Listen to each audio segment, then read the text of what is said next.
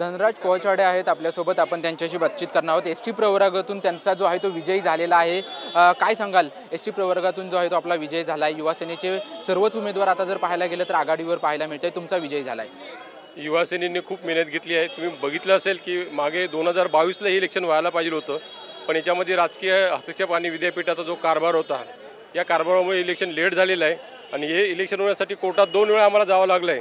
तरी आम्ही या 2 वेळा केस जिंकून आज युवा सेनेच्या सगळ्या पदाधिकाऱ्यांनी खूप मेहनत घेऊन जेवढे पदवीधर जे नोंदणी झाली होती वोटरची, त्या सगळ्यांना या इलेक्शन्समध्ये उतरवलं आणि जवळपास सगळेच उमेदवार निवडून येतील असे या अपेक्षा आहे। तुमच्या विरोधात जे उमेदवार होते ते उमेदवार कुठेतरी खासदारांचे त्यांचे नातेवाईक होते, त्यांच्याबद्दल काय सांगाल? तुमच्यासमोर तगडं आव्हान होतं ह्या प्रवर्गातून।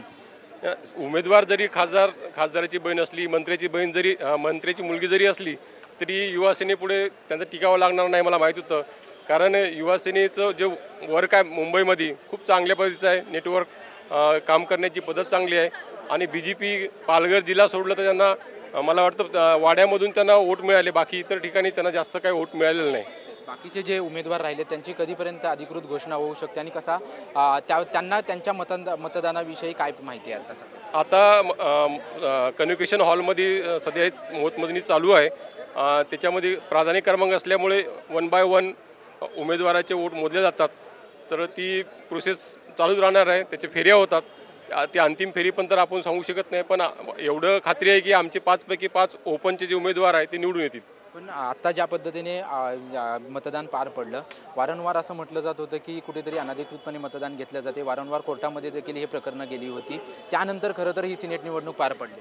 हे चुकीचा आरोप आहे, असं काही नाही। विद्यापीठाने 2 वेळा परिपत्रक काढलेलं आहे, आम्ही 2 वेळा वोटरनी नाव नोंदलेलं आहे, OTPच्या द्वारे नाव नोंदलेलं आहे। त्याच्यामुळं प्रत्येक जे वोटर आहे स्वतः आपलं नाव रजिस्टर केलं आहे, त्याच्यामुळे जी आकडा जो आपल्याला दिसतो आता त्या 13,000चा तो वोटरने स्वतः रजिस्टर झाला, त्याच्यामध्ये फेक वगैरे असा हा काय प्रकार नाही आहे।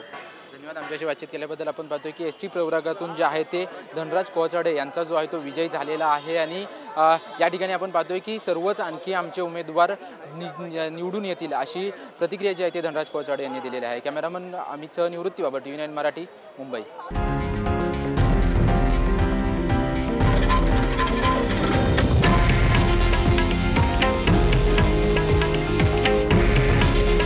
हे आहे देशातील नंबर 1 न्यूज नेटवर्क आणि आपण पाहत आहात TV9 मराठी।